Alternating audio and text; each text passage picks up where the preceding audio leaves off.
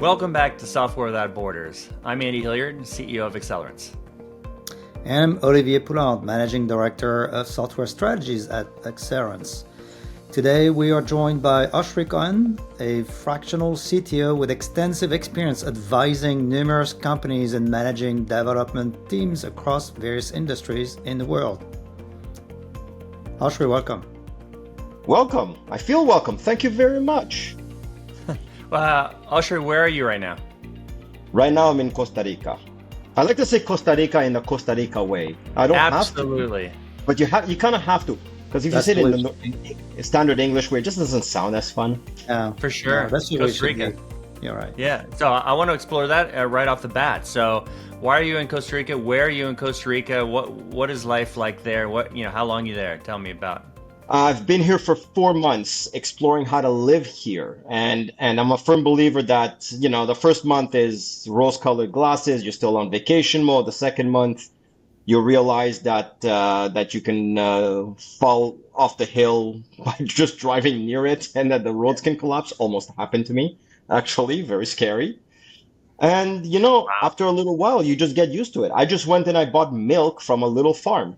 Yeah. And it took 30 minutes because they were milking the dang cow.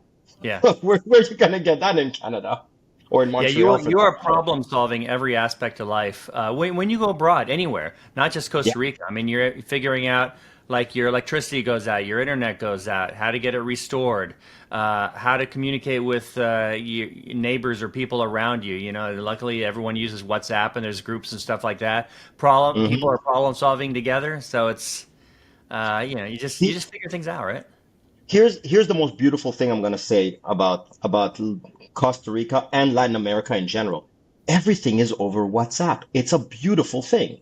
Yeah. I need an appointment, WhatsApp. I order a pizza. I need 2 cheese, and here's my location. Nobody's asking me where I live because there's really no street names. Here's my GPS coordinates, and they show up. Yeah. They send me a payment link. I pay. It is so wildly efficient. I don't know why we don't have this in North America with forms. It's crazy, isn't it? I mean, everyone outside of North America uses US, not North America, uses WhatsApp like crazy. I mean, I think that I lived in Costa Rica for 3 years. I have a house there.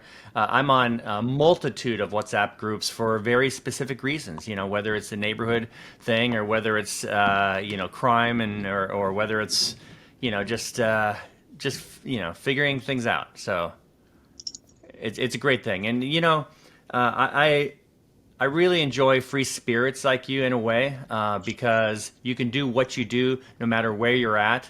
We're very blessed with having internet connections and being able to interface with people. It gets better every single day. There's video capabilities and stuff, and you've sort of been that way your entire life. I mean, you started coding when you were 13. I want to hear about you started contracting when you were 16. I don't know what the heck that's about. So tell me a little bit about your early days and how that formed your personality. Okay, so my superhero origin story, so to speak. Yeah. I was 13. My parents foolishly bought me a computer because that's what they did back then. It was like a Pentium 1, took 6 weeks to turn on. And I remember those days, and I got onto the dark web immediately because Google? What are you talking about? Google, Yahoo. You didn't that's not what you did, right? Yeah. So there's a second thing that I did as a young man and after I went online, but I realized there's a lot of nefarious individuals in IRCs sending content that should never be sent to anyone, saying that it's a movie or a video game, that it is what you want. I'll let your imagination go wild. It is more disgusting than whatever you can imagine. Me and a couple of friends learned how to code viruses. So we would attack them.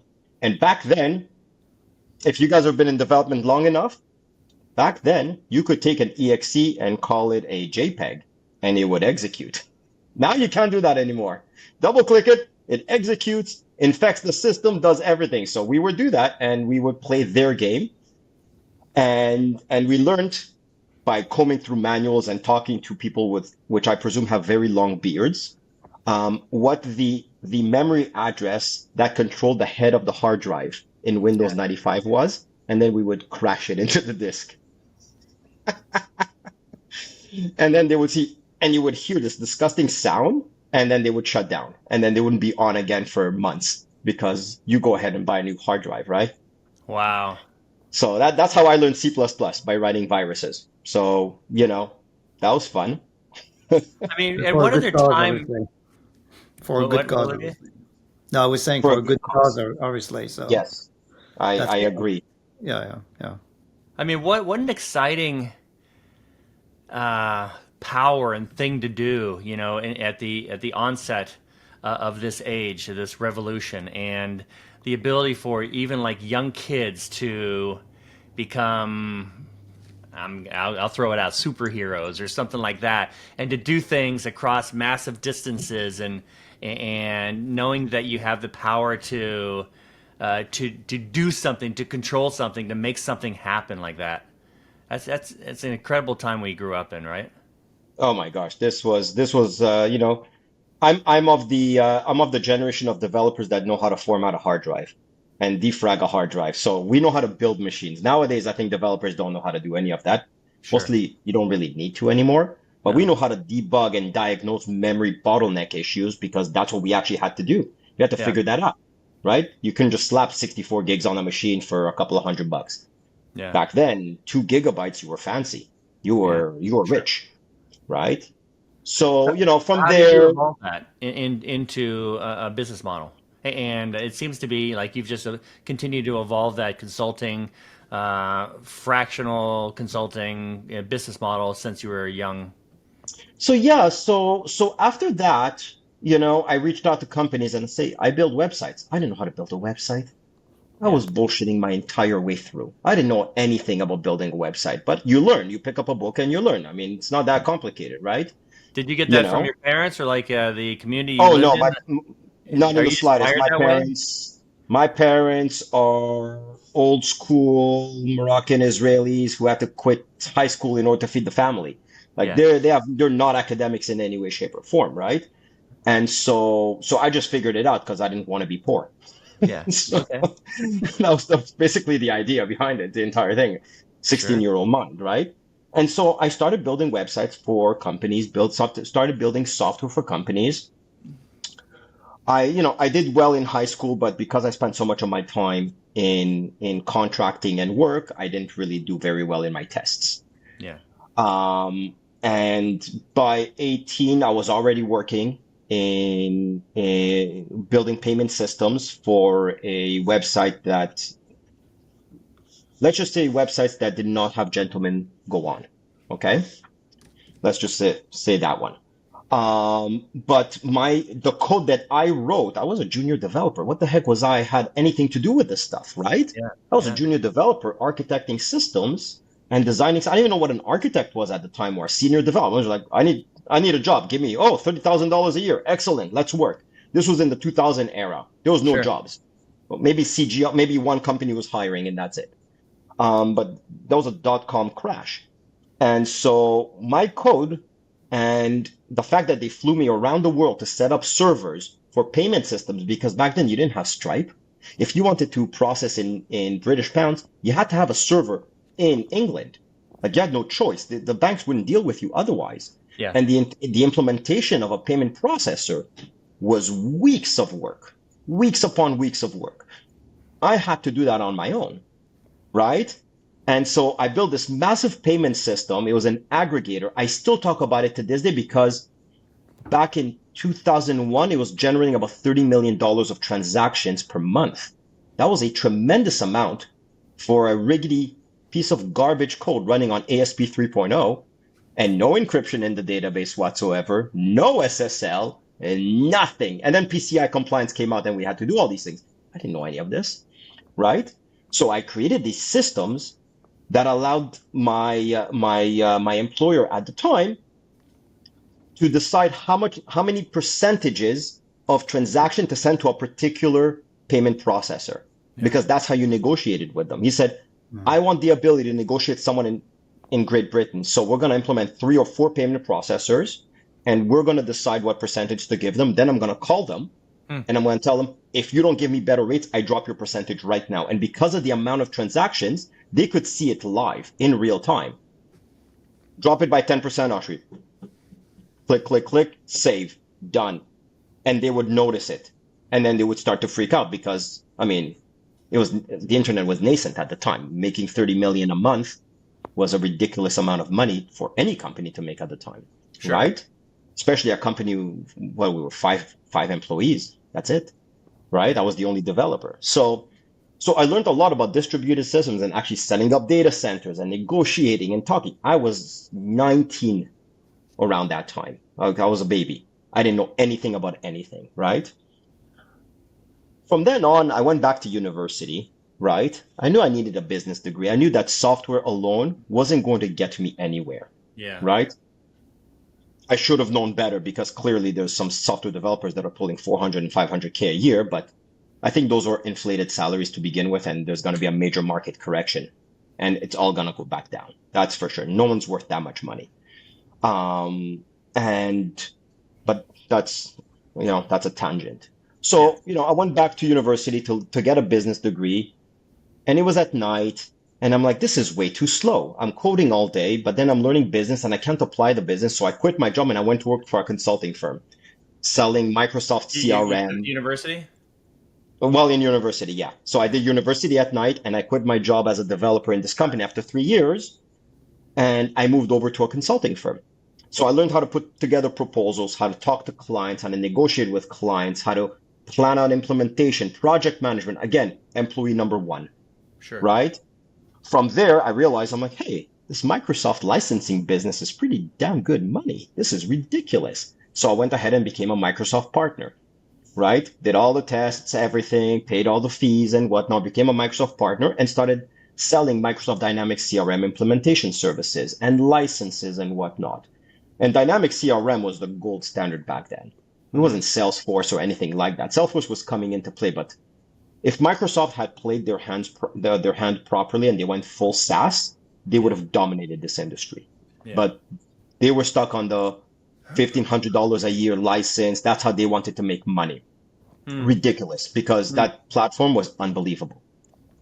So I made a lot of money this way, signed a lot of major clients, implemented phone systems, implemented marketing agencies with Dynamics CRM, all custom automations. People talk about automations and workflows now like it's the next thing. No, we've had workflows forever. We've had automations forever. Automations when you click something and then something else happens. That's automation. It's really not that complicated, right? Yeah. I did that for about 5, 6 years, maybe 7 years. I don't recall, right? At the same time, being a new, business owner, I see there's money in the bank. I'm like, I'm going to invest in building startups. Yes, because that's what you're supposed to do with your own money, right? That's a ridiculous thing to do. I know this now. I wish I could go back in time and slap myself silly. I'm like, no, you get somebody else's money and you lose that money, not your money. Yeah. But it is what it is. Montreal didn't have a VC ecosystem back then. They had nothing. You had to go to a bank. Think a bank's going to give you money? So around that time that I'm working on my consulting firm, I had employees coming in from Brazil. I would bring people in from Brazil because they were cheaper, right? And they would work for me for 6 months and then send them back and forth, right? And your clients were primarily in Montreal? All my clients were in Montreal. Yeah. All my clients were in Montreal. I wasn't smart enough to do a tax credit that we had back then, right? Yeah. I'll admit to my faults. I'll admit that's how you learn in business, right? We're all learning and evolving. So we're all learning and evolving. And so there was a tragedy in Montreal that happened. There was a shooting in a school, which is very uncommon in Canada, very uncommon at Dawson College. And nobody could reach anyone, right? So I'm driving around. I'm trying to call my sister-in-law who's in the school. We're all freaking out. Nothing. Nobody can reach. The phone system's completely shut down, completely locked down, just do overwhelming volume. An idea sparked. I'm like, okay, I know how to do this. All I need to do is get a bunch of SMS servers and be able to send 10,000 messages in a few minutes, right? And then sell it to the schools. And they would love it at $1 per student per semester. It's cheap. It follows into their fees. They get access to the superior technology. I was basically building Twilio. And that's exactly what I built. I built Twilio. When was that? 2006, That's something like great idea. Early on, yeah. right? So I Yeah. had the servers ready. I had bought the servers from this Israeli company, shipped them over. I had the data center ready because I was an idiot. I didn't do anything. I didn't do any of the sales prior to building the damn Yeah. thing. Well, you're wearing all the hats, man. You're You just had to, you know. fast I as you was can do like, it. I was doing 1,000 things at a time. I had clients. I was this, that. I was working like crazy. I wasn't married yet. I was just living in the office and sleeping there, literally, right? Yeah. And so I had everything. Then I went ahead to the schools and started selling and whatnot. And a few schools wanted it. They were like, yeah, totally fine. Makes total sense. We wanted this. Except the Quebec government, in all of their genius and glory, said, you know what we're going to do? We're going to cut public education funding by like 40%. Because that's exactly what you want to do for a prospering society, by the way. Make people dumber, right? Yeah. Yeah. And they all nicked their verbal agreements with me, every single one of them, because the optics of investing in something during austerity measures was negative. And then I learned that dealing with the government is a horrible idea, Yeah. right? And Yeah. public institution because they don't control their money, right? I lost my shirt on that one because I invested something like $500,000 into this thing. But it is what it is, you know. Then went off to work. You know, I went back to work. I shut everything down. I was burnt out. I wanted children. I wanted to get married. I needed stability, right? Yeah. You know, so even though I had money in the bank and whatnot, I shut everything down and I went back to salaried. And for a time, it was beautiful. I'm like, oh, I get to leave at 5 o'clock while it's still light out and go to the gym. That's awesome. I should do that more often. And then money appears. It's not a Grass is lot of always money, greener, man. Grass is you always greener. know, but money appears in my bank account and I have to do just one thing. It was very relaxing as a job, Yeah. right? But Quite the drug. you know, I It's not soon you. It's not you, obviously. it's not me. It was difficult. It was very hard, you know, because I got smarter than my bosses really quickly. I'm like, but why are you doing only this? You can do this and this and this and this and this and this and this and all of these things, right? We can expand here, we can expand there. People don't like it when you tell them what to do, by the way, Yeah. especially your bosses, because and whatnot. So I'm working for this one startup. Okay, great. Gets bought up by a larger company and I'm their director of development now, right? Okay, so I'm managing a small team. It's easy, it's cute. Again, I overshadowed my CTO at the time because I'm the one who actually made him CTO. I'm like, we need a CTO. I was talking about myself. The guy made himself the CTO, but and then fired me for it. But so that's a whole different ballgame after I made a proposal for a new revenue stream for this company. Then I worked as CTO at a health tech, then VP at a transit tech, I guess, public transit tech company, then CTO, VP, director again, and so on and so forth. And I realized something really interesting.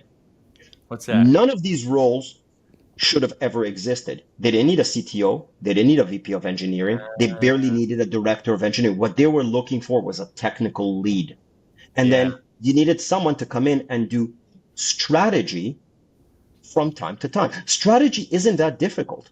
For 30 minutes, what is the problem? Where are we going? Let's go in that direction. Now you got tactics. Now you need the director to go in and implement it. Great. You need a director of engineering, perhaps. Maybe. Even an engineering manager's enough, right? Depending on the company you're in, right? Some company and engineering manager is basically a CTO elsewhere. Yeah. Yeah, it depends also on the complexity and size of And the. yeah, it depends on the complexity. I was in health tech. I was a CTO. I was in health tech. I was integrating hospitals and sitting with the CIO of major hospitals in Canada, and integrating and doing these things. And and then I realized I'm like, you know what? If most people don't know what a CTO does, maybe I should just sell this service fractionally.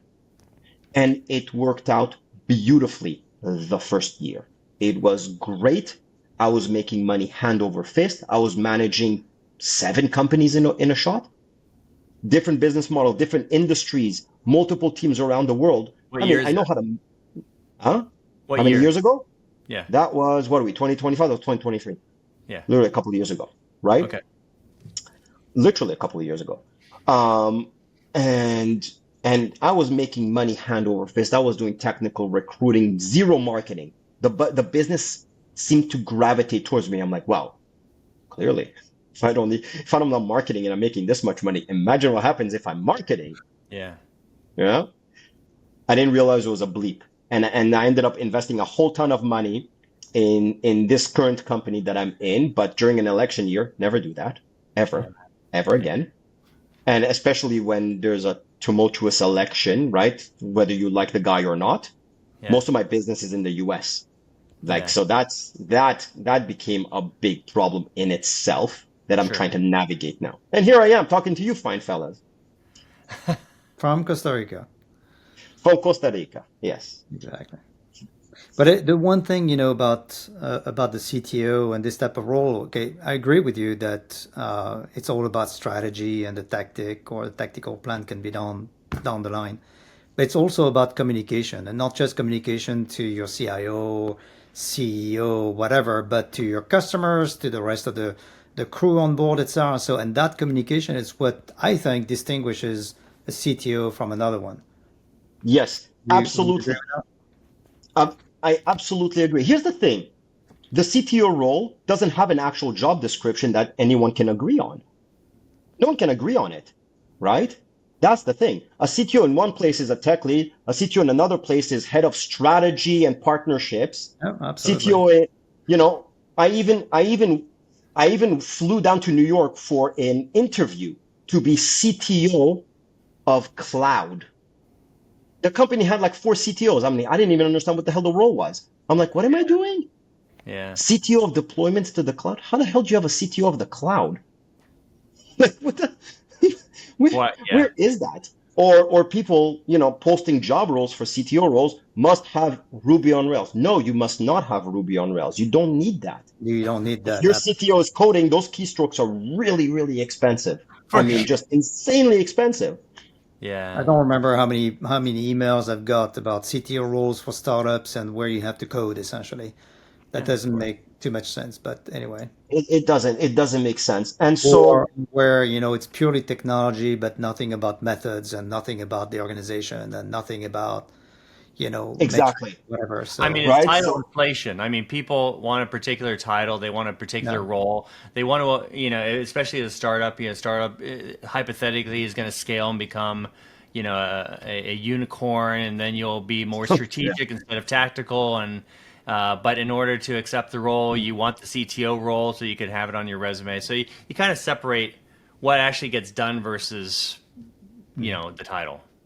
So since Andy, you've mentioned unicorn, I want to mention chameleon because I know that you mentioned that you're a fractional CTO, but you see this role as a chameleon role. What does it mean exactly in practice? so as a fractional CTO, I come in and I fulfill every gap immediately, like silly putty. One day I'm going to be the product manager. Another one, I'm going to be the babysitter of the founder and therapist, right? Because they're freaking out about God knows what, Hmm. because of something happened. I'll be the coach. I'll be the tech lead. I'll be the debugger, right? At any given moment, I fulfill every role. So do Frankly, you I have a should be paid. methodology, like some sort of SWOT or baselining or something where you're going in and say, like, No. let's get a holistic view of where your gaps are because, let's get on the same page. No? You would think that there would be a methodology, but the problem is that most companies that contact me are in so much trouble. They're 2 seconds away from dying. They're on their Uh, deathbed. They're on their death. They don't know what their gaps are.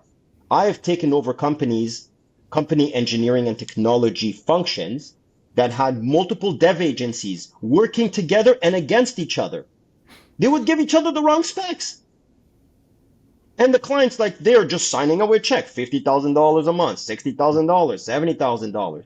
Like, what's going on here? I ended up firing everybody and stopping development in an extreme case, right? yeah. But to answer Olivier's question about what a chameleon is, Yeah. I had a long time to think about the evolution of business and technology together. And the CTO role is very interesting because it's not like CMO or CFO, right? CFO, for example, is very structured. Accounting strategy, moving money around, fairly simple. Oh, you Regulation, were you know, they, regulation. You were yeah, CFO in this company. This company is like my company. You're hired. Good. We're done. It's really simple. Even COO, operationally, some nuance, but most of it is the same. But CTO is a little bit different because as companies evolve from 0 to 1 and 1 to 100, they need a different kind of CTO, much like they need a different kind of CEO at times. The CEO to go from 0 to 1 is different from the one to bring from 10 to 100. Completely absolutely. different. Okay. Completely different. That's why most founders end up leaving and then or failing at becoming CEO, and then they become president, and then they put in a CEO to actually drive growth at the company. They can't do it themselves, Yeah. right? Yeah, So scaling is a skill, that's for sure. exactly. So in order to simplify how people think of the CTO role, I split it into 4 phases. So at first, in phase one, the CTO needs to be a really good developer. Hands on keyboard, yeah, you got to code. I mean, you're going to be CTO of who? 2 people? What are you going to do? So you don't really need to be a CTO, frankly. You need to be a senior developer and great. But even that transition. So, but let's say they get a CTO phase one, okay? Great coder. He's hacking away. She's hacking away. They're just the best. The gold standard. You see that code, you want to cry because it looks like the Mona Lisa. It's beautiful, right? But immediately from phase one to phase two, which is transitioning from creative to management. You're coding all day long. Now you're managing people. Now your team is like 5, 10, 15 people, Okay. right? You got to manage people. What is the likelihood that that CTO can actually make that jump to a Very. manager? Yeah. That's very difficult. Now I'm coding all day long and now I have to explain what goes on in my head. I mean, half the developers out there are ADHD dyslexic. We can't communicate with them to begin with. I'm ADHD and dyslexic. What's going on in my mind will make you very scared, right? It's just a mess. But I can articulate it after years of training, right? Yeah. And then from manager to leader. Now you're leading teams. You have multiple teams. A completely different concept. You have to set culture. I mean, 3 years ago, you were mucking around in VS Code. Now you have to set culture. The transition is very tight. And then from leader to visionary. Now you're the CTO. Now you have a director. Now you have VPs of engineering. You have all of these things. You have major clients. You got to sit down and now think about holistically about the business. Now, some people can do it, and they're the unicorns. But you can see maybe 5 of those in the industry. There's really not that many. There really isn't that many. You see, in the traditional business world, this evolution between the growth stages of a company can happen over 5 to 10 years. Yeah. You have time to evolve, but in a startup, you don't. You go from scrappy in mommy's basement to suddenly someone giving you $10 million in your seed because, you sell blockchain AI bullshit that you've decided to sell to someone, right? And somebody's giving you this much money, you don't know what to do with it. You have no idea how to even process that because you don't even have any business training to begin with, right? You're a scrappy kid who came up with an idea and somebody suddenly believed in you. You have no idea what happened. So in the traditional business world, you have decades to make that evolution. Okay, not decades, a couple of years at a time. But in a startup, you don't.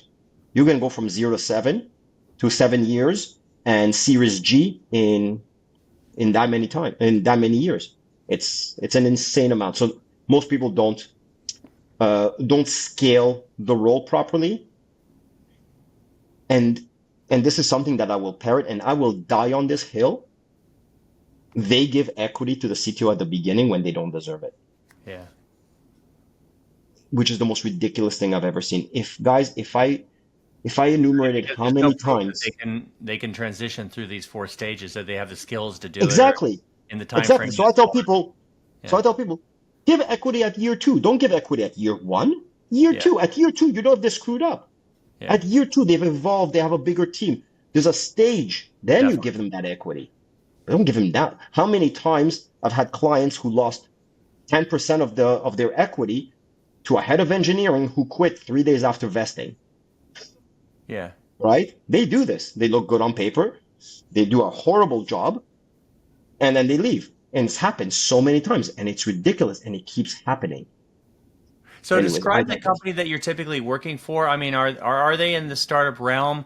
You said that most of them are on the skids because they've lost their direction, or are you a So, bridge? Is there continuity? Like, are you a CTO whisperer? All of the above. I mean, what's your best application? well, my ICP, my ideal customer profile, has evolved a little bit over time, right? So I no longer go for startups. Yeah, I no longer go for startups because usually they don't have the money, and if they do have the money, they already paid some schmo $300,000-400,000 a year plus equity and bonus, thinking that they're the right person for the job, yeah, right? Um, so I don't go for them anymore. So I'm going for more for small businesses who use technology very, very intelligently. And they need a CTO, but they don't need a full-time one because really, again, there's not that much to do, right? Even if you're generating 20, 30, $40 million a year through your technology, you still don't need a full-time CTO because there's not that much work to do. You need an engineering manager, you need a technical product manager or a technical project manager. You need a few of these roles, yes, to continue through the flow of innovation from development to production. But you don't need a CTO, right? So I'm with some companies 2 hours a week. I'll give you an example. Client calls me today. Today literally happened, right? Just before this call. hmm And they tell me we have this problem with product reservations and we're overselling the product reservations and this and that. And I told them blatantly, and they're trying to think out code code solutions for this. And I'm like, this is not a code problem, people. This is a business problem. Go figure out how to handle your inventory. There's nothing wrong with the code. The code is working fine. If we're going to start thinking it's a code issue, then they're going to blame tech. It's not code. Just go deal with it on the business side, then come back to me with business rules. And I just saved them a week of work or 2 weeks of work for sure. just because I have that perspective, Yeah. right? That's what makes me good at my job. So I deal with small businesses, and now I'm branching out to more, to more, to the distinguished entrepreneur, the entrepreneur who has a portfolio of businesses and needs a technologist to manage it all for them. That's what I'm trying to branch out into because I mean 95% of software development is the same. You're either a CRM, and if you're not a CRM, you're an e-commerce, and if you're not that, then you're a CRM. I Yeah. mean, let's be honest, at the end of the day, that's who you are, Yeah. right? You either sell data or you sell products or you sell people. It's one of those three things. I mean, that's most of the SaaSes out there. Yeah. So when you think about it this way, well, if you got 6 companies, well, we can do shared services that way. So Mm. I'm trying to branch out into that. I'm not sure. I don't know. I think to your point, often it's not a technology issue. It could be purely a process issue, organization issue, most likely Hmm. a business issue. I remember a case where a client of mine was asking, they were moving to the cloud, and they had in mind that the cloud had to be fully redundant, so they wanted 2 regions and completely in sync, etc. I mean, you can imagine. So then I did a quick math. I said, okay, let's look at how often Amazon, shuts down, and how often the utilities, do shut down, and where you would need, where you would be completely dark, for hours. And what does that mean from a business standpoint? And that's the key. What would it mean if you were down for 6 hours? What would it mean if you were down for 12 or 24 hours from a pure business standpoint? Turns out that they would have been dark every 8 years on average and lose maybe 20K or something and spent $500,000 a year for a return of 20K every 8 years. I mean, you see, that's where certain things, don't make any sense. So I guess common sense is not that common. But anyway, that aside, I wanted to ask you a different question. So I mentioned the comedian role, but I also know that you aim to get fired as a fractional CTO. Can you explain what that means exactly again? Because I think The it's an measure, interesting. I completely agree with you, by the way. it's a very simple thing. The measure of a good leader is one who's not there, Yeah. who doesn't need to be there. If I'm there in the middle of the process, what did I do? I just created a dependency on myself. That's a ridiculous thing. I've been in that space before. You can't sleep. You can't go on vacation. You can't go on weekends. You're always stressing. There's a deployment. There's a this. There's a that. Everything is in.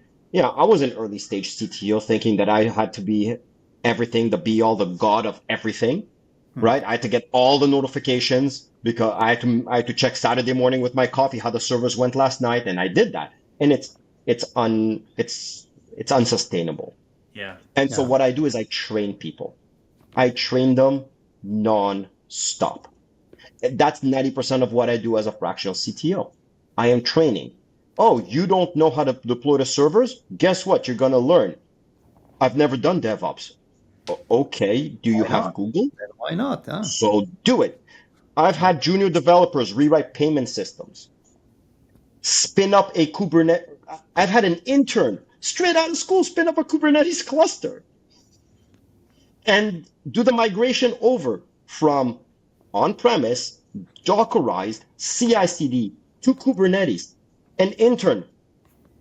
I don't think the guy knew where the backspace was on his keyboard, but he figured it out. It's not that complicated. With the proper guidance, it's not that complicated.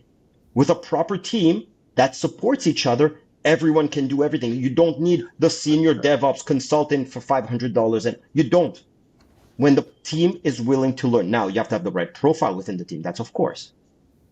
But when you train people to do it and they follow certain rules, it's easy enough, right? So today I had a meeting with one of my engineering teams, with one of my clients' engineering teams, right? They're in timed event hosting, right? Major events, they sell for a time period, for a specific period, and whatnot. And so, they have timing issue. For them, I told them, listen, time for you is a resource like CPU and memory. You have to consider time as a resource that you can lose. You have to really consider that. So when you're sending that email, time matters. It's not about scale, it's about speed of operation, right? That's how you have to see it. And so I keep drilling that into them. Always think about time. Yeah. Always think about, is this bug a bug, or is this because of code, or is it a bug because the original developers, it was a dev agency that really just did a horrid job, um, or is that bug a source of truth bug? Is it a bug because you're storing data everywhere and you shouldn't? That's how you fix it.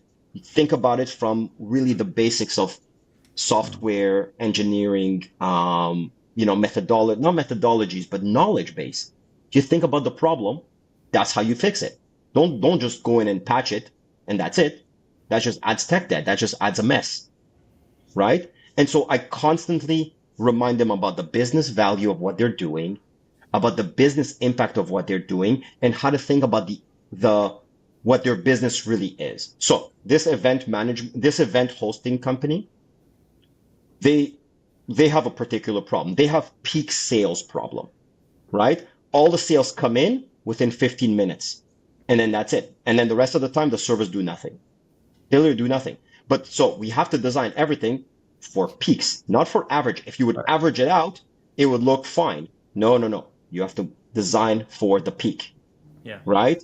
You have to design for it. You have to have 15 servers ready for that peak. So every morning you meet. I want to see a calendar of events. You tell me, classify the events by category of size. Based on that category, go back to the documentation. It'll say for class 1 event, we need 15 servers. Pre-warm the service. Go ahead. Click, click, click, click, click, click, click. Save. And next. Again. And now eventually we automated that, but still. That's my job. I'm not reviewing code.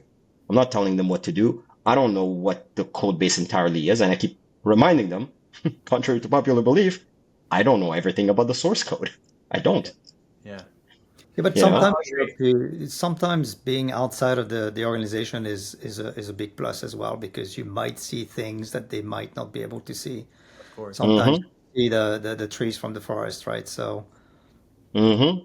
Yep. So, So, Olivier, theoretically, that is true, but a lot of our listeners are consultants and fractional, technical leaders and CTOs and things like that. So, I'd like to hear a little bit more, Oshri, on how you manage relationships and how you maintain perceived value while both working remotely and maybe combining that with in real time face to face meetings. How do you sort of both work to get fired, but at the same time maintain this continuity of perceived value by the client? Oh, perceived value. Because otherwise it's like they're wondering, are we done with Oshri? Have we evolved? He's done a great job at not creating a dependency. Where is he? I can't touch him. Obviously, a lot of people are working remotely, and you're working fractionally at that, not remote full time, not on site full time. So how do you build that relationship and make So sure that?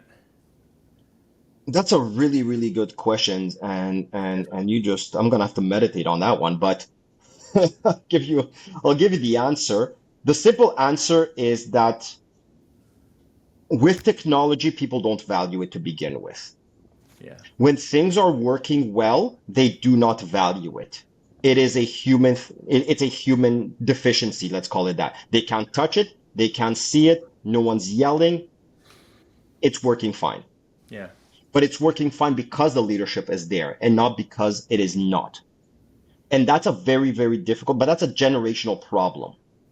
yeah, We have only been exposed to software for what, a decade? Real software, like we're talking about like massive software, Google, what, a decade? Mobile phones, a decade? Mobile apps, that's it. We don't value this. The next generation might value it. This generation is completely lost. yeah. And now we have AI. So you're not even looking at the value of software anymore, right? AI will just do it insta magically. Sure. So this perceived value is something that I have fought against and fought for a very long time. And that's why I have in my contracts, if you cancel early, you pay 50% of the remainder of the contract. Yeah. That's, because I have to protect myself because oftentimes they just don't see it. No matter how much I will tell them, they will not see it. I have done this. So how do you contract? I mean, what do your contracts look like? What do you typically, knowing what you need as an individual, but what the client also needs to understand and to appreciate and to buy into? Like what does that look like typically? So I price myself as a mid-level tech lead, Yeah. right?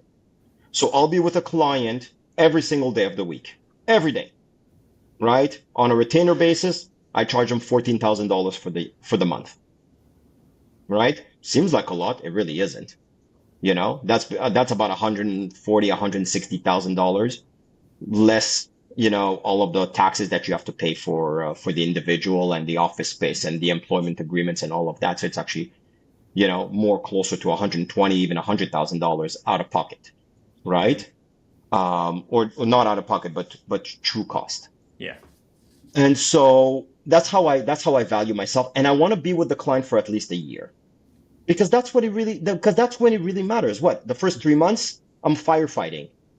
Yeah. The first 3 months I'm jumping in there, dosing myself with water, and I'm jumping into the fire and I'm trying to save the cat Yeah. because that's what needs to be done because half the time they're already half past dead, right? But very quickly that time period will go away. I'm not going to be firefighting forever.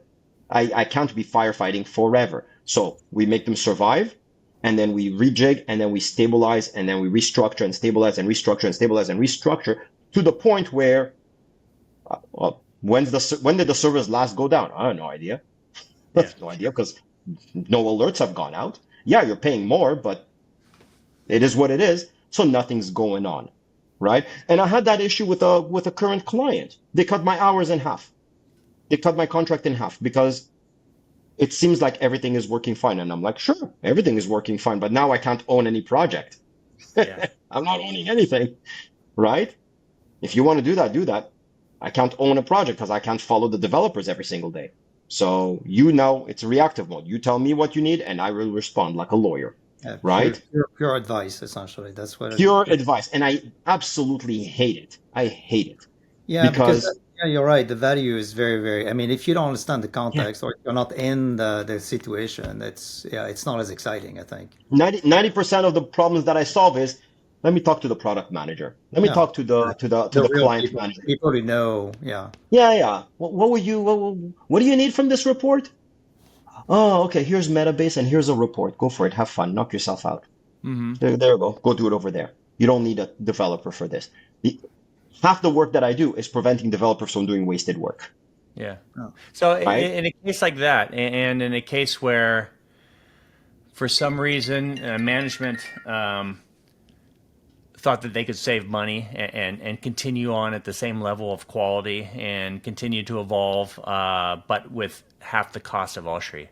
Uh, so there is a gap between perceived value. How do you and of course every company is different, every leader is different and stuff like that, and every situation is different. So do you have any tips for other fractional CTOs on how to continue to reinforce that relationship, that decision making relationship, for them to see the forest for the trees and not just to be reacting, very Honestly, I haven't cracked that nut yet.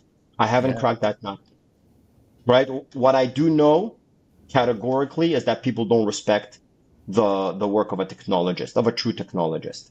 sure, They'll respect the work of a developer because they'll see code.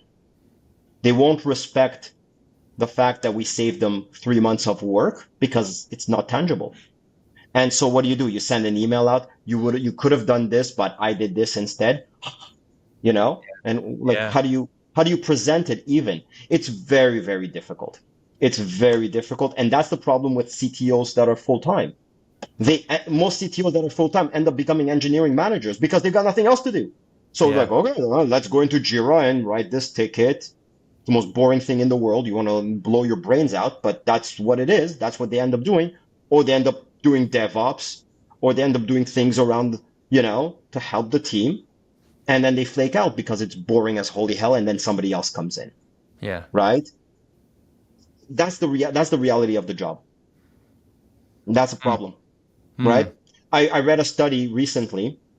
I read a study recently and actually made a post about this, about the state of the industry, given AI. And we all thought that it was junior developers who were going to get fired more. Oh, we're not hiring junior developers anymore. That's it. No, it's the seniors that they're not hiring. They're hiring more juniors. They're not hiring seniors. They're seeing the value of a senior go down, not the value of the junior. They're yeah, valuing keyboards, typing. yeah, AI has shifted it to prompting, prompt your way around. Have you seen AI generated code? I have, because it is disgusting. It is a shame to our industry. One day it'll become perfect. Today is not that day. Maybe in 10 years it'll become good, but today is not that day, right?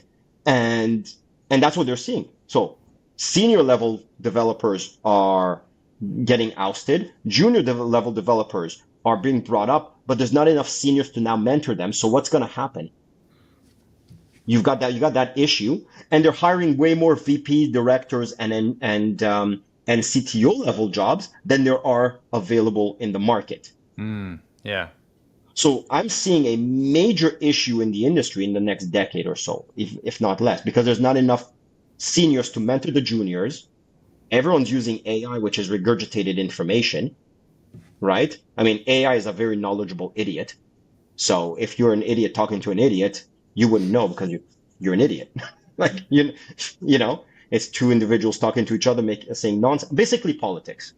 That's basically, talking heads on CNN. That's basically it, right? sure, sure, A lot of words, nothing's being said, yeah, and it's a little bit concerning. It's a little bit concerning. I mean, look at Microsoft. They knocked out what, 3,000 people. 3,000 people lose their jobs. Done. But there we go. Finished. Right? Where are they gonna go? Like, no one's hiring. yeah. It's a crazy world that we're living right now. We are, yeah, that's yeah, for but it sure. comes and goes anyway. So I think I've seen this, and you've seen this as well, where we go through those cycles of some kind of new technology is taking over, and then all of a sudden some people become more or less irrelevant, and others more relevant, which we overall, I think we lose a lot of knowledge and experience doing so. So it's a waste. Yeah. Yeah, the experience level within companies is going down. Yeah. That's for sure. Now, That's some of those, and so you said something about, the need, or at least perceived need for more VPs and CTOs, etc. So, what advice would you give to aspiring fractional CTOs? Because I see this as something that will happen more and more. To your point, I think that companies don't necessarily need a full-time CTO, depending on where they are in the phase, 1, 2, 3, 4, whatever. But what kind of advice would you give to an aspiring fractional CTO or tech lead, who wants to build a successful career in this way, especially in the today's dynamic tech landscape, like you said? I would say, should you be a fractional CTO? Is that really what you want to do? The intersection between business and technology, right? Give out business advice Yeah. to avoid technological investments or to push technological investments, writing out ROI documents and calculations. Is that what you really want to do? Or are you a really good technologist and you can optimize systems to no end, and that's the service you should be selling? Yeah. Because you can be a fractional full stack engineer, a lead. You can be a fractional tech lead. You can be a fractional backend API product manager. There's Yeah. plenty of fractional work in all of those areas that people are looking for. But why fractional CTO specifically? I mean, isn't that the universal human failing, the Peter principle, rising to the level of our incompetence? It's just like you must be evolving, and then all of a sudden you're unhappy, you don't have energy, you don't like what you're doing, you're wondering where you made the wrong move, and but you must keep on moving forward to a higher level Yeah. of incompetence. It's just, you know, Yeah, I don't know. I think that in many cases, I'm in that case anyway. I like to see the CTO role as a fairly broad role, involving, as I said, not just technology, but involving the organization and the processes and the data that make up all those products and services that in the end the companies offer. So that's the way I see it within a very specific industry, for instance. So when you put all this stuff, then the complexity, increases exponentially, I think, as you add more and more variables to the pot, right? You, But you I know, the see this as an interesting role for that reason.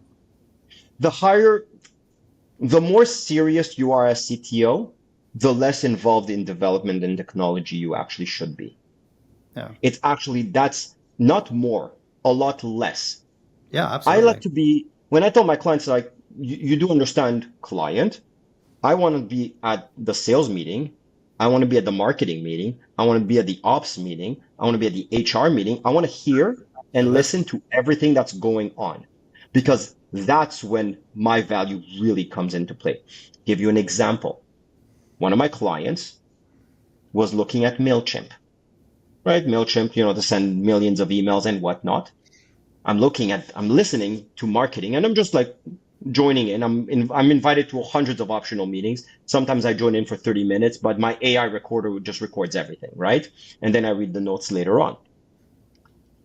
And so I pay attention to this and I'm like, MailChimp. I'm like, okay, so they want to do MailChimp and whatnot. And MailChimp is telling them everything is going to be transactional emails, blah, blah, blah, whatever. They're giving them some cockamamie, account managers.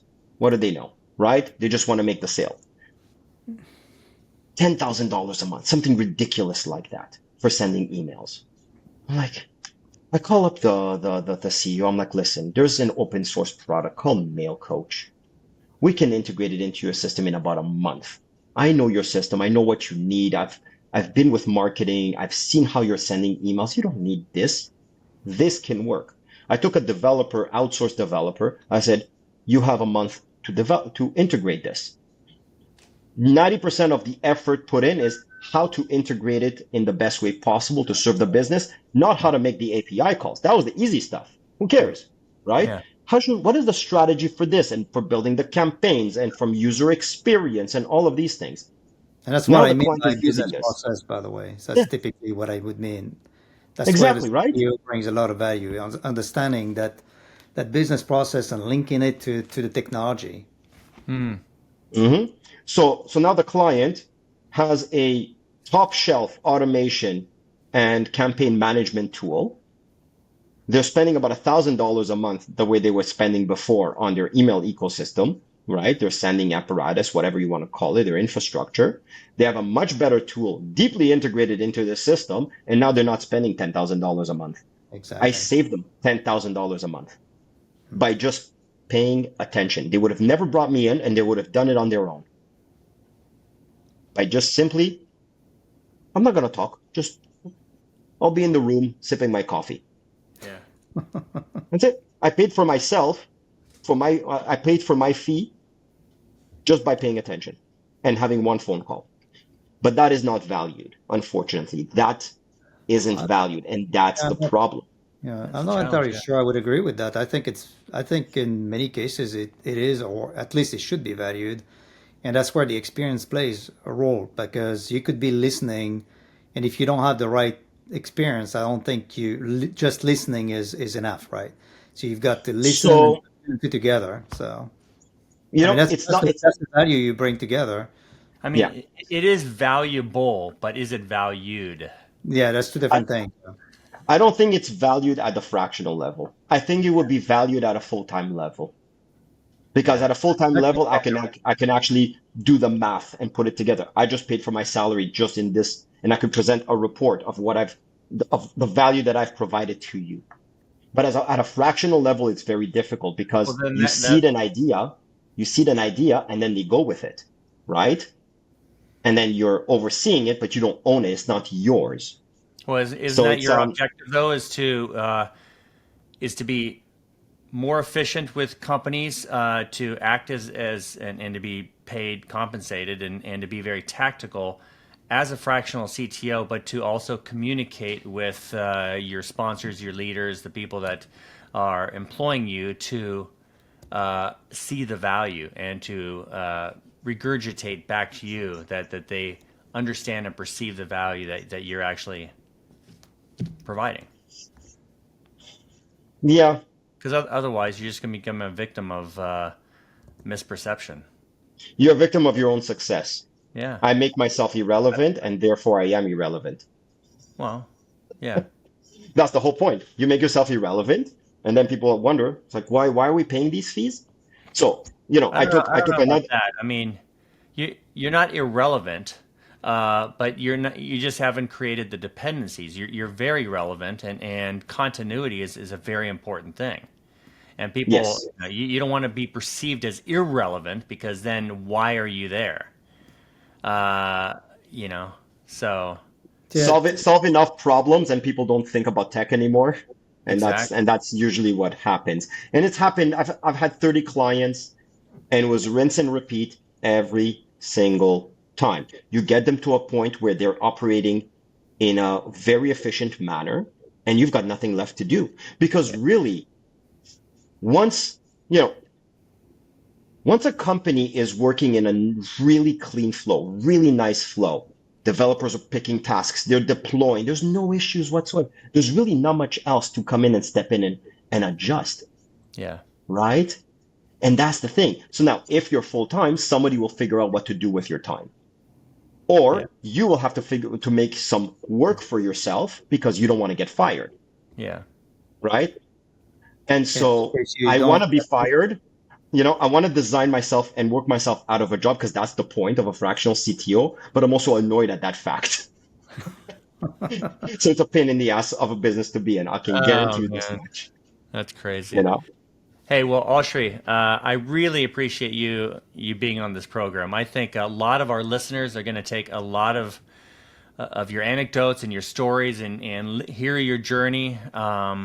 There's no one magic set of rules. We live in a dynamic world, but I think you've explored and experienced so many different sides and facets of this. So, for example, if someone wanted to reach out to you, how can they get a hold of you? So redcorner.io, that's me, right? Redcorner.io. redcorn.io or oshricohen.me. Okay, fantastic. .me is very important, not .com. .com is a model, and he's Yeah. usually shirtless on a horse. That's not me. People have asked me, "Have you modeled before?" I'm like, "What are you talking about?" No, that's not me. I That's didn't know great. this guy existed. So I did .me because I've owned the domain for 10 years. I'm like, oh, I'm Yeah, just gonna use this one. for fantastic. You know, Well, look, I hope everyone listening enjoyed another episode of Software Without Borders. If you enjoy the program and you enjoyed our conversation with Oshri and with Olivier, I hope you give us a good review, 5-star preferably. And we look forward to having you on the next program. So thank you very much, Oshri. It is a pleasure to speak with you. thank you very much. It was a beautiful conversation.